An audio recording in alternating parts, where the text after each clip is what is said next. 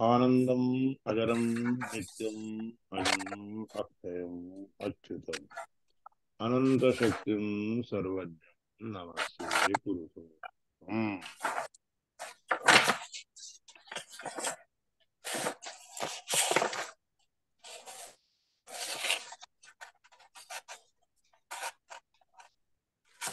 Mic बंद करेल का कोणी? कोणाचं तरी चालू आहे. माझं बरोबर आहे ना? आपला बरोबर आहे.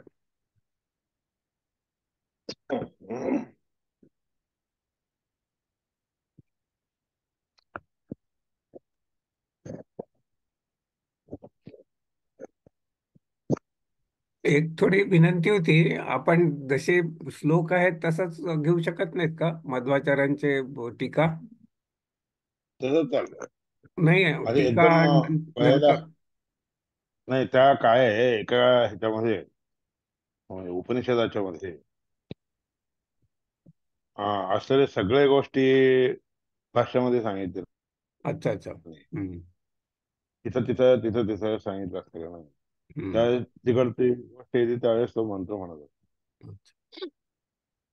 म्हणजे आता त्या मंत्रामधील जे काही शब्दांचे अर्थ असतात की नाही, हम्म. काही अर्थ कठीण असणारे जे आहेत ते आचार्य भाषेमध्ये हम्म. सांगतात. तर केव्हा तो शब्द येतो ते तुम्हाला कळून येत असतो. अच्छा, जसं. म्हणजे वन बाय वन नाही आहे भाष्य. हम्म. तेच काहीतरी असणार आहे, कारण आधी आपण असंच करत होतो. आता काहीतरी प्रॉब्लेम असणार आहे म्हणून. हरकत नाही, चला. आता हे काय, मी काय करतो, हे सगळं तुमचं ब्राह्मण संपलं, हम्म. उपनिषद संपलं की नाही, मग हम्म. नंतर भाष्य सुरू करतो. अच्छा. भाष्यामध्ये कुठला विषय कुठं आलाय काय नाही असं कळून हम्म. येतं. चालेल. हे काय अरे नाही. ना. श्री हरे नमः. श्री गुरुभ्यो. द्वा सुपर्णः सयुजाः सखायाः समानं वृक्षं परिषस्वजाति तयोरन्यः पिप्पलं स्वादु अत्ति अनश्नन्नन्यो अभिजाकशीति.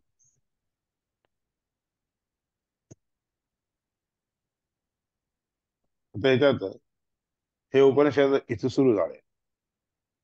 आधी काय करतो, त्या उपनिषदाचा अर्थ सांगतो.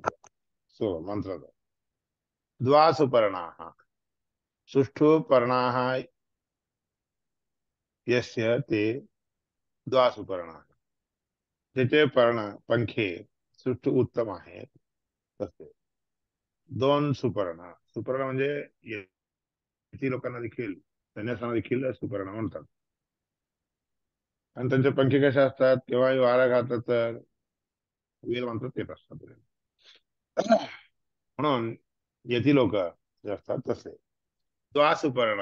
इथं दोन प्रकारचे चांगले पंखे असलेले म्हणजे पंखे असलेले सयुजा. सयुजा म्हणजे दोघं एकमेकाला मिसळून आहेत, मिळून आहेत.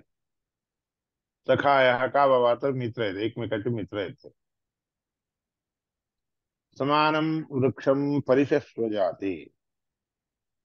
समानम एकाच प्रकारच्या वृक्षावर परिशस्व जाती निवास करत आहेत, बांधून आहेत, म्हणजे त्याच्यावर बसून आहेत.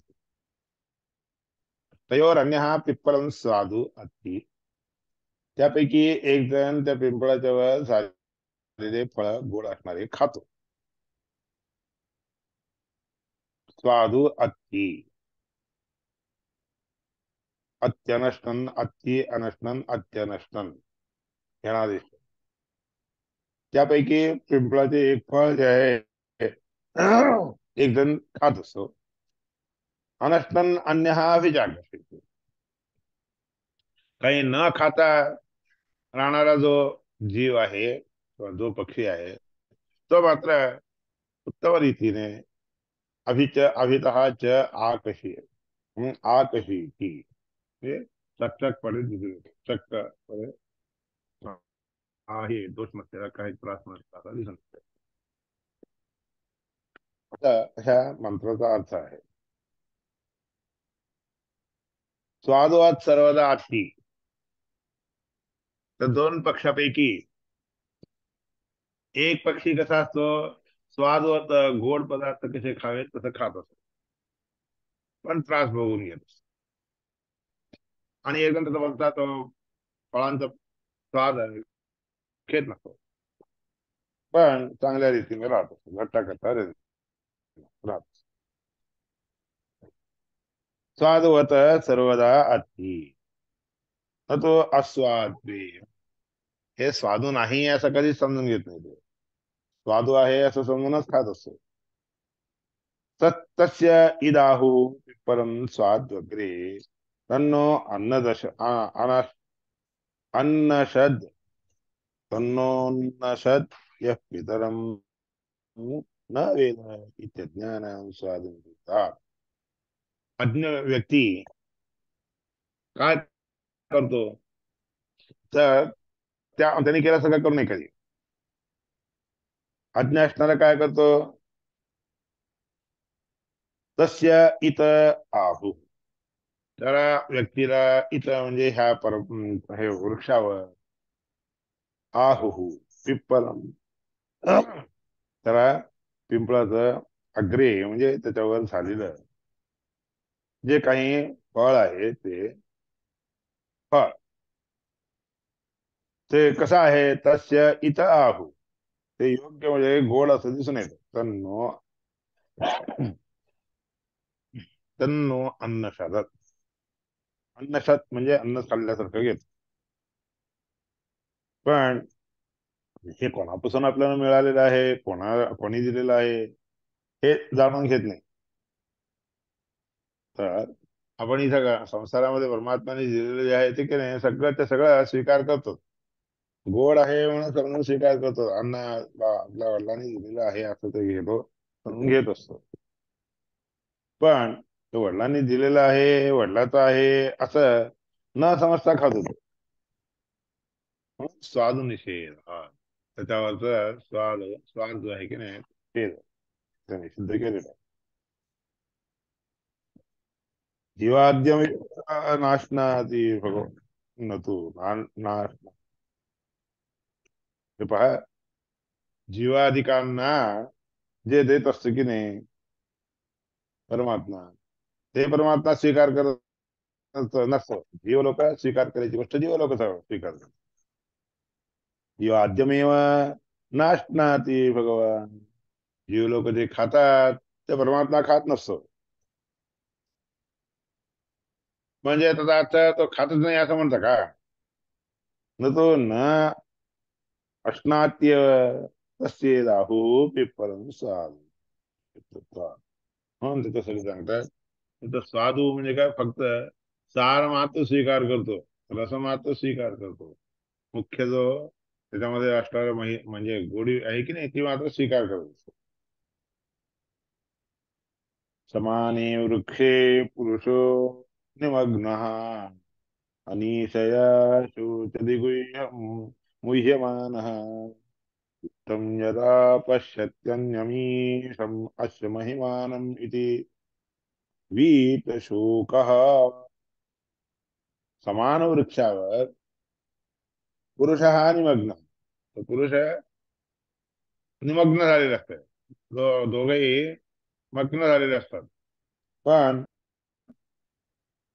अनिशया शोचति मुह्यमान, मोहाने युक्त होऊन तो अनिशया, नियमन करणारा कोणी नाही, मीच आहे, हे सगळं आपल्याला देणारा दुसरा कोणी नाही, आपणच घेत आहोत, आपणच खर्च करून घेत आहेत, आपणच मेहनत करून संपादन केलेलं आहे असं समजून घेतो. विषमाना मुक्त होऊन असं होतं. जुष्टम यदा पश्यती अन्नम ईशम, तेव्हा जेवण केल्यावर खाणं झाल्यावर पाहतो की नाही, अरे आपण वेगळे आहे, दुसरा एक अजून एक कोणी न खाता देखील राहिलेला आहे होता, तो तेव्हा त्याला कळतं. महिमानम इति, ही सगळी महिमा त्याचीच आहे असं जेव्हा असतो की नाही, ती वीत शोक हा, त्या शोक त्याचा दिवस जातो. हे आपल्याला दिलेला नियमन करणारा, खाऊ खाऊ पिऊ घालणारा व्यक्ती आपल्याला सोडून वेगळा आहे असं जेव्हा समजतो, त्यावेळेस वीत शोक हा होतो, शोक दूर होऊन जातो. ते भगवंताने दिलेलं आपण स्वीकार केलं, मग खाताना खायला बसला असताना तसं समजत नाही. मी आज हे केलं, मी ते केलं, मला हे आवडतं म्हणून अमकं केलं तमकं केलं, असं समजून खातो की नाही. खाल्ल्यानंतर जे काय आपण खाल्लेलं आहे ते भगवंताने दिलेलं आहे, भगवंतापासून आलेलंच खाल्लो असं तेव्हा त्याच्या मनामध्ये येतं की नाही, बुद्धीमध्ये येतं की नाही, त्यावेळेस ते दुःख निघून जातं. असं असतं. तदा पश्यते रुक्मवर्णम कर्तारम् ईशं पुरुषं ब्रह्मयो, तदा विद्वान् पुण्यपापे विदु निरञ्जनः परमं साम्यम् उपैति. यदा ज्यावेळेस पश्यते, पाहणारा पाहतो, पश्या म्हणजे पाहणारा, पाहतो, पश्यते म्हणजे पाहतो. रुग्मवर्णम, रुग्मवर्णम म्हणजे लाल असणारा असं वर्ण आहे ते. चत्वारि शृंगा त्रयोस्वादात् देशी देशी रक्तस्था स्वस्य तिलाबुद्धि महोदयमत्यान् अविवेश रक्तवर्णं सप्तहस्तं रक्तवर्णं चतुर्भुजं म्हणून त्याच्यामध्ये रक्तवर्णं चतुर्भुजं असं अग्नीचं ध्यान सांगितलं. यदा पश्यः पाहणारा व्यक्ती जेव्हा रुक्मवर्णाने, रुक्म म्हणजे लाल, रुक्म वर्णम, रुक्मासारखं वर्ण आहे, रुक्म म्हणजे तांबा, तांब्याचं वर्ण आहे ते. कर्तारम ईशम पुरुषम ब्रह्मयोनी, जेव्हा त्या परमात्म्याची महिमा तू जाणतो त्यावेळेस परमात्म्याला कसं म्हणून जाणतो, तोच सगळं काही करणार आहे, तोच सगळ्यांचा नियमन करणारा आहे, तोच परमपुरुष आहे. ब्रह्माला ब्रह्मदेवाला सृष्टी करणार आहे. असं जेव्हा परमात्म्याला पाहतो, आपल्याला सोडून अजून एक देखील तिथं आहे, तो अशा रीतीने असतो हे पाहतो की नाही, तदा विद्वान, त्यानंतर ब्रह्मदेवाला देखील सृष्टी करणारा तो श्रीहरी परमात्मा आहे असं जेव्हा कळतं, तत् विद्वान, तदा विद्वान, त्यावेळेस विद्वान जाणला जाणारा, जाणलेला व्यक्ती, हे जाणून घेतलेला व्यक्ती असा आहे म्हणून समजून घेतलेला व्यक्ती काय करतो, पुण्य पापे, पुण्य आणि पाप दोन्ही दूर करून टाकतो. मोक्षाला जायचं असेल तर पुण्य एकच मिळतं असं नाही, पुण्य काही काही पुण्यकारक असणारे कर्म केलेले असतात की नाही, त्याचा लेप देखील सोडून टाकावा लागतो. तर जसं तुम्हाला मुलगा पाहिजे असं मनामध्ये ठेवून घेऊन तुम्ही यज्ञ केल्यावर तुम्हाला यज्ञ केल्यानंतर मिळतं, मुलगा होतो. मग ते काम जे केलेलं असते मुलगा होण्यासाठी ते सगळे पुण्य कामच घे, त्या कामापासून येण्याची अपेक्षा ती देखील सोडून द्यावी लागते. पुण्य पापे आणि पाप जे काही करू नये तसल्या गोष्टी केलेले जे पाप असतात की नाही ते देखील, सदा विद्वान, त्यावेळेस जाणून घेतलेला तो व्यक्ती, पुण्य पापे विधूय, पुण्य आणि पाप दोन्ही विधूय म्हणजे दूर करून, निरंजन हा, कोणत्याही पापाचा लेप न राहणारा, अंजन म्हणजे काळेपणा, धप्पापणा, निरंजन, निर्गत, निर्गत म्हणजे दूर होऊन गेलेला असा व्यक्ती होतो तो. निरंजन परमं साम्यमुपैति, असं झाल्यानंतर तो परम असणाऱ्या परमात्म्याच्या बद्दल बरोबर साम्य म्हणजे समानता प्राप्त करून घेतो. त्याचा अर्थ काय इथे, समानता शब्दाचा अर्थ समानता म्हणजे त्याच्यासारखाच राहतो. एक व्यक्ती दुसऱ्या व्यक्तीच्या सारखा राहिला म्हणजे तोच व्यक्ती तो व्यक्ती तोच होत नसतो. कळालं काय, एखादा व्यक्ती हम्म, त्याला तुम्ही पाहिलेला असता तो व्यक्ती जसा दिसतो तसाच अजून एक दुसरा व्यक्ती दिसला तर त्या व्यक्तीला तुम्ही काय तोच म्हणून म्हणतात का, नाही, तो व्यक्ती वेगळा, पाहणारा व्यक्ती वेगळा असतो, ज्याबद्दल तुम्ही पाहिलेला असता तो वेगळाच असतो, त्याच्यासारखा दिसणारा दुसरा असला तर तो वेगळाच असतो, तोच नसतो तो. तसा या शब्दामध्ये अर्थ जाणून घ्यावा बरं का. सदा त्याला काय होतं ते, विद्वान पुण्यपापे विसूय निरंजन, त्यावेळेस पुण्य पाप दूर करून निरंजन असणारा, निष्पाप असणारा परमम साम्यम उपैती, परमम जो लक्ष्मी देवीपेक्षा श्रेष्ठ आहे त्याचे साम्य म्हणजे त्याचं साम्य म्हणजे सादृश्य त्याच्यासारखा दिसतो. तो जसा आहे तसा दिसून येत असतो एवढंच. तसा दिसून तोच होत असतो असं नाही. प्राण प्राणो ह्येषः सर्वभूतैर्विभाति, विजानन विद्वान भवते नातिवादी. परमात्मा प्राणरूपी आहे. सर्व भूतैर्विभाती, सर्व प्राणांच्या मध्ये दिसून येत असतो. सर्व भूतैही, प्राण नाम परमात्मा, वायुदेव आणि परमात्मा हे कसे असतात? सर्व भूतैही विभाती, सगळ्या भूतांच्या मध्ये दिसून येतो म्हणून म्हणले. सर्व भूतैही, एखादी गोष्ट तुम्हाला दिसायची झाली तर, एखादी गोष्ट तुम्हाला दिसायची झाली तर कशामध्ये तरी दिसावी लागते की नाही? कोणतीही वस्तू समोर नसताना तुम्हाला कसं दिसेल? हं? कोणती तरी एक वस्तू लागते. परमात्म्याचं दर्शन व्हायचं झालं तर तिथं परमात्म्याचं दर्शन होण्यासाठी एक वस्तू लागते. आता दगडाने तयार केलेली रामाची प्रतिमा, त्या प्रतिमेला तुम्ही पाहिल्यावर राम असा होता याची कल्पना येते तुम्हाला. पण दगडाची प्रतिमा म्हणजे राम आहे असं समजत नाही. त्याच्यामध्ये आपल्याला रामाचं सगळा स्वरूप दिसून यायला लागलं आहे असं समजतं. प्राणो शेषा सर्वभूतैर्विभाती, म्हणून सर्व भूतांना जे आहे परमात्म्याला पाहायच्यासाठी म्हणून एक वस्तू म्हणून ठेवून घ्यावी लागते. न ठेवून घेता काही लोक जे असतात की नाही मानसिक ध्यान करत असतात, वस्तू वगैरे काही ठेवून घेत नाहीत. मनात, त्या मनातच त्या परमात्म्याचं रूप असतं, चिंतन करत बसतात, तसे वेगळे लोक असतात. आणि एखादी प्रतिमा वगैरे ठेवून घेऊन पूजा करणारे वेगळे असतात. म्हणून ब्रह्मदेवाला भगवंताची पूजा उपासना करायची झाली तर कोणती प्रतिमा असते माहिती आहे का? वायुदेव. वायुदेव नावाची एक प्रतिमा, त्या प्रतिमेमध्ये परमात्म्याचं रूप चिंतन करत जातो. आणि वायुदेवानं काही की ब्रह्मदेवाचं जे रूप आहे की नाही ब्रह्मदेव, त्या ब्रह्मदेवाच्या ह्याच्यामध्ये त्यांनी परमात्म्याचं रूप चिंतन करतो असा. भूतैर्विभाती विजानन विद्वान, विजानन ही गोष्ट ज्ञानी असणारा व्यक्ती भवते न अतिवादी, तो अतिवादी होत नाही. अतिशयित रीतीने वाद करायला जात नाही, अतिशयित विषय बोलायला जात नाही. परमात्मा कसा आहे असं समजतो माहिती आहे का? तो न आत्मक्रीडा, तो स्वतःच्या इच्छेनेच क्रीडा करतो. तरी सांगितलं म्हणून क्रीडा करत नाही. आत्मरती, स्वतःला जे सुख मिळतं की नाही, रती म्हणजे आनंद, सुख, स्वतःला जे आनंद मिळतो परमात्म्याला, त्या आनंद दुसऱ्या कोणाच्या लक्ष्मीच्या वगैरे इत्यादिकांच्या मुळे होतो असं नाहीये.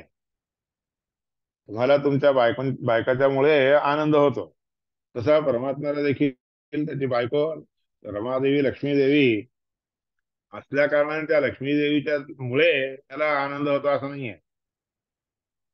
रमाया रमणं नत्वा, रमेला आनंद होतो, पण परमात्म्याला आनंद जो होतो तो कशामुळे होतो?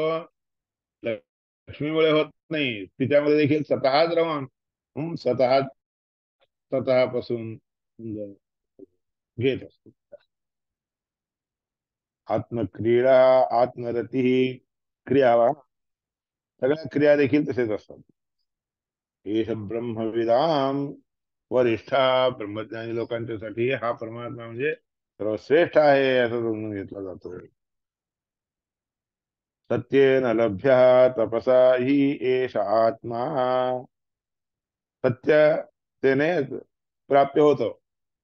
सत्येन लभ्या तपसा, सत्येन तपसा लभ्य ही एषः, सत्यस्वरूपी असणारी जी तपश्चर्या आहे की नाही, त्या तपश्चर्याच्या द्वारे प्राप्त होतो, लभ्य होतो. एष आत्मा सम्यक ज्ञानेन ब्रह्मचर्येन नित्यम, चांगल्या रीतीचं ज्ञान, त्या चांगल्या रीतीच्या ज्ञानामुळे ब्रह्मचर्येन नित्यम, तुम्हाला नुसतं ज्ञान असलं तर उपयोग नाही. ते ज्ञान असलं तरी त्या ज्ञानामुळे तुम्ही एक चर्या करावी लागते.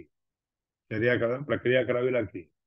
नुसतं परमात्म्याला मोठा आहे, सर्वोत्तम आहे असं समजून घेऊन बसलं तर मग सर्वोत्तम आहे असं पुष्कळचे वेद सगळे शास्त्र तुम्हाला सांगतात. तेवढं सांगितलं जर पुढे त्याच्याने कळून जातं की हा नाही, तसं समजून घेऊन त्यामध्ये काय करावं लागतं, सत्य येणं लागतं. सत्य आहे असं वेदांतात आहे, तुम्हाला ज्ञान झालं. तपसा लभ्य आहोत, त्याच्यासाठी तपश्चर्या करावी लागते. तप आलोचने, तपधातूचा अर्थ काय, आलोचने, वारंवार त्याला बघत जाणं, वारंवार विचार करत. त्याच्यामुळे चांगलं ज्ञान त्याच्याबद्दलच होतं. एखादी गोष्ट नुसतं एकदा हातात पाहिजे, हा पार टाकलं जा. तो एखादी प्रतिमा तयार केली, ती प्रतिमा कशी आहे असं बघायचं. नुसतं हातात घेतलं ठेवून दिलं पुढे असं नाही. हा त्याचे नाक कसे आहे, त्याचे कान कसे आहेत, त्याचे डोळे कसे आहेत, हं? आजरोष्ट कसं आहे, उत्तरोष्ट कसं आहे, कपाळ कसे आहे, हं? त्यानंतर त्याचे कंठ कसे आहेत, छाती कशी आहे, हात कसे आहेत, इत्यादी. हे सगळं जे आपण भगवत ध्यानामध्ये विचार करतो की नाही, तसं सगळं एक एक एक एक एक एक गोष्टी पाहत जाणं नावाची क्रिया तिथं घडायलाच पाहिजे. नुसतं असं पाहायला सोडला नाही चालत. का तेन लभ्यस्तपसा ह्येष आत्मा सम्यक ज्ञानेन ब्रह्मचर्येण नित्यम. चांगलं ज्ञान तर आपल्याला अशा रीतीने व्हायलाच पाहिजे. त्याच्याबरोबर पुन्हा ब्रह्मचर्य, व्रताध्ययन संपत्ती इत्येतत् ब्रह्म. बघा, व्रत अध्ययन प्राप्त करून घेण्याची जी प्रक्रिया आहे त्याला ब्रह्मचर्य म्हणतात. चर्या म्हणजे प्रक्रिया, ज्याच्यामध्ये व्रत करण्याची, अध्ययन करण्याची प्रक्रिया घडली जाते, त्या गोष्टीला ब्रह्मचर्य. तसं करणं ह्यालाच ब्रह्मचर्य. सम्यक ज्ञानेन ब्रह्मचर्येण नित्यम, नित्य ब्रह्मचर्य राहावं. अंतःशरीरे ज्योतिर्मयो हि शुभ्रो यं पश्यन्ति यतयः क्षीणदोषाः. आपल्या शरीराच्या मध्ये, अंतःशरीर, शरीराच्या मध्ये आतमध्ये असणारी जी ज्योती आहे की नाही, म्हणजे जीव जो आहे की नाही, त्या जीवाच्या रूपामध्ये मय म्हणजे तन्मय असं व्हावा. अंतःशरीरे ज्योतिर्मय ही ज्योतिर्मय रूपी असणारा, तसंच तसल्या रूपात असणारा शुभ्र परमात्मा त्या ठिकाणी आहे. शुभ्रो यम पश्यती, यम पश्यन्ती, ज्या शुभ्ररूपी सर्व परमात्म्याचं शुभ्र स्वरूप आकारला, यतयः क्षीणदोषाः पश्यन्ती, ज्याने आपले दोष सगळे क्षीण नष्ट करून टाकलेले आहेत तसले येती लोक, यमनियमादिकांनी संपन्न असणारे लोक पश्यन्ती, पाहत असतात. त्या रूपाला आपण पाहावं. कुठं पाहावं, अंतःशरीर ज्योती रूपाने असणाऱ्या त्या परमात्म्याला पाहावं. हम्म? सत्यमेव जयते नानृतम, किंवाही सत्याचाच जय होत असतो. अनृत म्हणजे खोटेपणाचा कधी जय प्राप्त होत नाही. खोटेपणाचा जय होत नसतो. सत्य पंथा नानृतम, सत्य सत्य पंथा. विसरतो देवयान. हा, देवयान म्हणजे देवांच्याकडे जाणार, हा, देवता लोकांच्याकडे जाणारा. यान म्हणजे वाहन. देवयान हा देवांच्याकडचं वाहन, देवाकडे जाणारे वाहन. तुम्ही स्टेशनवर थांबलेला असताना, जी गाडी जिथं जाणारी असते त्या गाडीमध्ये बसलं तर तिथं जायचं असताना तुम्हाला त्या ठिकाणी पोहोचत. जी गाडी तिकडे जात नाही, उलट्या दिशेने जात असते, त्या गाडीमध्ये चढला तर तुम्हाला तुमच्या प्राप्य गम्य असणाऱ्या स्थानाला ते घेऊन जाऊ शकत नाही ती गाडी. म्हणून यान देखील, ते वाहन देखील ज्या ठिकाणी जाणार असतं की नाही, जाणारी ठिकाण ठिकाण कोणते, देव. देव लोकांच्याकडे जाणाऱ्या गाडीमध्ये तुम्ही बसलात तर तुम्हाला देव लोकाला घेऊन जाईल. असा म्हणून ज्योतिर्मयो हि शुभ्रोयम पश्यन्ति यतयः वीतशोका सत्यमेव इति नानृतम. कधी पण सत्याचा जय होत असतो, खोटेपणाचा कधी जय होत नाही. सत्य लोकांच्या सत्य मार्गाने गेलं तर सत्येन पंथा सत्य स्वरूपाच्या ह्या मार्गाने विततः देवयान देवयान देव मार्ग तुम्हाला प्राप्त करून देतो. म्हणजे वितत म्हणजे सगळीकडे पांगलेला आहे, पांगलेला आणि सगळीकडे विस्तृतपणे दिसून येणारा हा देव मार्ग तुम्हाला दिसून येईल. येनाक्रमण ऋषयो ज्यात कामा ज्या ज्या मार्गाने आक्रमंती ऋषय हा ऋषी लोक आक्रमण करत जातात. आक्रमण म्हणजे काय? पाय इथं असलेला पाय पुढच्या ह्याच्यात टाकला म्हणजे काय, त्याला म्हणतात आक्रमण. म्हणजे तुम्ही जिथं पाय ठेवून घेऊन उभा असता तिथंच ठेवून घेऊन बसलं तर उपयोग नाही. तो पाय पुढं ढकलायला पाहिजे. आक्रमण आक्रमणम. नुसतं एक पाय ठेवला तर असं, नुसतं एक पाय ठेवून उभा राहिला, इकडे एक पाय आणि तिकडचा एक पाय असं घालून केलं तर उपयोग नाही. त्यामध्ये क्रमण पाहिजे, क्रमण नावाची क्रिया व्हायला पाहिजे. संपूर्ण आ शब्दाचा अर्थ काय, आपल्या संपूर्ण देहाला देखील त्या ठिकाणी उभं करावं लागतं बरं का. चालताना व्यक्ती काय करतो, हा चालताना त्या व्यक्तीचा पाय जिथं ठेवलेला असतो तिथं जर उभाच असतो तो, तेव्हा तो पाय आपण उचलतो आणि पुढे टाकतो. त्या नुसता पाय पुढे टाकलं तर पुरे नाही. ते पुढे टाकल्यावर पुन्हा आपलं सगळं शरीर देखील पुढे टाकलं गेलेलं व्हावं. मागचा पाय उचलल्याशिवाय दुसरा पाय तिथं तिथं ठेवलेला असतात, तिथं तुम्ही थांबल्यासारखं होत नसतं. आक्रमण ह्याला आक्रमण म्हणतात. अंतःशरीर. तर त्या ठिकाणी परमात्मा जिथं घेऊन जावं की नाही, ज्या ठिकाणी परमात्माला घेऊन जावं, नुसतं आपलं पाय ठेवलं सर्व लोकाला, आपला पाय लागला तर पुढे म्हणून म्हणता येत नाही. सर्व लोकाला गेलं तरी परमात्माचं चिंतन त्याच्यामध्ये तसंच राहावं लागतं. सर्व रीतीने परमात्म्याची भावना जी आहे की नाही, विचार जे आहेत ते सगळे तसेच राहावे लागतात. त्या सगळ्या विचारधारेला बरोबर घेऊन त्या ठिकाणी दुसऱ्या जिथं तुम्ही स्टेपिंग केलेलं असतात पाय त्या ठेवलेलं असतात त्या ठिकाणी तुम्हाला सगळं घेऊन जावं लागतं. मी पहिल्यांदा जिथं पाय ठेवलं होतं तिथं मला सगळं मिळालं, सगळं कळालं. हं, आता काही कळायची गरज नाही असं समजू नका. तिथं तुम्ही पुन्हा दुसरा पाय ठेवलेला असतात की नाही, तिथं देखील हे सगळं विचारधारा तुमच्या बरोबरच यावं लागतं. म्हणून सर्व लोकांमध्ये गेलेले लोक मला सगळं छान मिळालं बरं का म्हणून थांबून तिथंच थांबत नाहीत. त्या लोकांना अजून पुढे स्टेपिंग असते. They have to step on, not step down. Stepping, stepping toward on, toward frontier place. ते असावंच लागतं. फ्रंटियर स्टेपिंग म्हणजे तिथं असावंच लागतं, पण सगळं जावं लागतं ते. आपण जेव्हा जोपर्यंत भूलोकात होतो त्यावेळेस तोपर्यंत आपल्याला परमात्म्याचं तत्व जाणून घ्यायची आवश्यकता होती. तर आपण सर्व लोकात आलोय तर आपण काही जाणून घ्यायची गरज नाही असं म्हणू नका. जाणून घेतलेली गोष्ट इथून जे नेलेलं असते ना, इथून जे स्टेपिंग केलं असते तिथं तिकडे देखील राहावी लागते आपल्याला. त्याचा काही आता काही राहायची गरज नाही असं समजू नका. सत्यमेव जयती नानृतम सत्य पंथा विततो देवयाना येनाक्रमंती ऋषयः हे आप्तकाम. ऋषी लोक, ज्ञानी असणारे लोक आप्तकाम झाले गेले, ज्यांनी जे मिळवून घ्यायचंय, जे खायचं प्यायचं होतं ते सगळं आहे मिळवून घेतलेले स्त्री असते तरी ऋषी लोक त्या बुद्धीच्या द्वारेच आक्रमण करतात. येनाक्रमण ऋषयो ह्यात काम सत्य परम निदानम. ज्या ठिकाणी सत्य तत्स्वरूपी असणाऱ्या त्या सत्य स्वरूपी परमात्म्याचं परमश्रेष्ठ असणारं निधान आहे. निधान म्हणजे आश्रयस्थान आहे.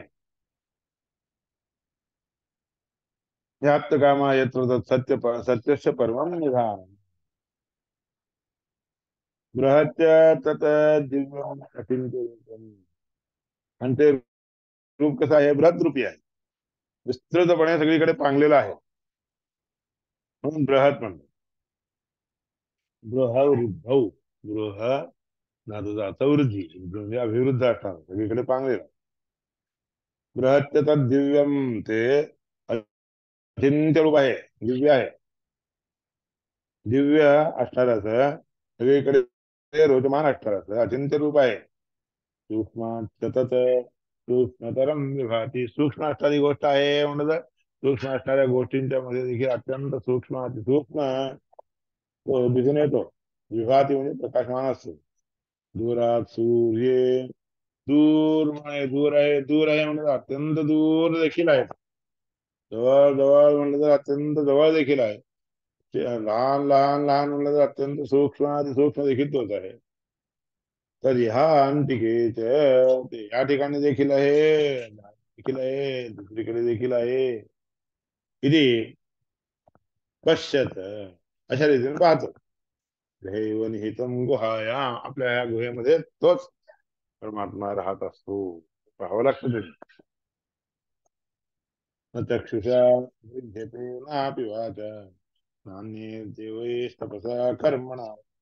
डोळ्याने दिसून येतं का बाबा, ग्रहण केलं जातं का, वाणीने ग्रहण केलं जातं का, नापि वाचा.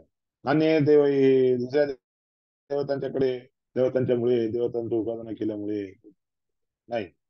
तपश्चर्या अनेक देवतांची, इतर देवतांची देखील तपश्चर्या केली असतात, असं नाही.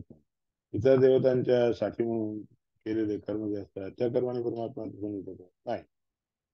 ज्ञानप्रसादेन, ज्ञानाच्या प्रसादाने विशुद्ध सत्व, सत्व आपलं हे शरीर आपलं स्वरूप कसा शुद्ध होऊन जावं. तदस्तुतम पश्यते, तसं झाल्यावर मग प्रयत्न केला तर तो परमात्मा दिसून येतो. निष्कर्म ध्यान ध्यान, कोणतेही प्रकारचे कला विचार मध्ये आले न घेता ध्यान केला का, आत्मा चेतसा वेदितव्यो. हा परमात्मा कसा आहे, अनुरूपाने आहे. चित्ताच्या द्वारे दिसून येतो. चित्ताच्या द्वारे चित्त एका ठिकाणी ठेवून एकाग्र बुद्धीने पाहिलं तरच दिसून येतो. यस्मिन प्राण पंचरा समविवेक, त्यामध्ये परमात्माच्या ह्या ज्ञानाच्या मध्ये प्राण पाच प्रकारे त्याच्यामध्ये आसक्त होऊन राहिलेला असतोय. परमात्म्याला प्राण अपान व्यान उदान समान या रूपाने हे असे पाच रूप धारण करून प्राण त्या ठिकाणी राहतात. प्राण प्राणी चित्तम, त्या प्राणाच्या प्रभावाने आनंद अनुकूलतेमुळे चित्त, आपलं चित्त कसं व्हावं, सर्व ओतम प्रोतम, सगळीकडून पूर्ण रीतीने भरला गेलेला असावं.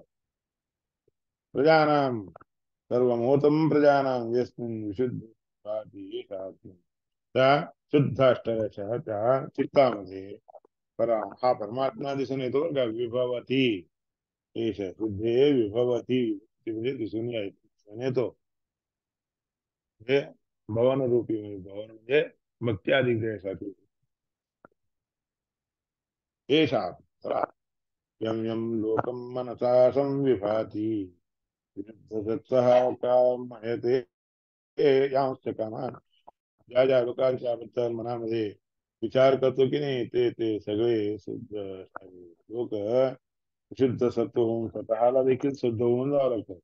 मळाने युक्त होऊन मलिन व्यक्ती त्या ठिकाणी जाऊ शकतो, त्या ठिकाणी जातो असं नाही बरं का. शुद्ध सत्व व्हावं लागतंय. सत्व स्वभाव सगळा पूर्णपणे दिसून व्हावा. त्यामुळे ते आवश्यक कामान, त्यामुळे जे जे काही विशुद्ध असणारे चांगले काम कामना करतो की नाही, ते सगळे कामना देखील तिथं तम तम लोक, त्या त्या लोकाला तो प्राप्त हो करून देतो. तांश कामान, त्या त्या कामनेला देखील पूर्ण करतो. आत्मज्ञम ह्याचे काम म्हणून आत्मज्ञानी आहे, म्हणजे आत्मज्ञ असतात परमात्माला, ह्या बिंबरूपी परमात्माला सगळ्यांनी ऐश्वर्य मिळावं, मिळावी, म्हणजे मोठं मिळावं अशी कामना असेल तर या किती प्रथम खंड हा, त्याप्रमाणे प्रथम खंड उपनिषदाचं तुम्हाला सांगितलं. आता भाष्य उद्या तुम्हाला त्या पुस्तकावरचं जे भाष्य आहे त्या भाष्याने कोणते कोणते विषय कशा रीतीने समजून घ्यावे त्या आचार्याने दाखवून दिले. चांगलं. हम्म? इथे श्रुती 10वा खंड म्हणून तृतीयात परमात्म्याच्या दिव्य श्रीकृष्ण. हरे नमः, गुरुभ्यो नमः.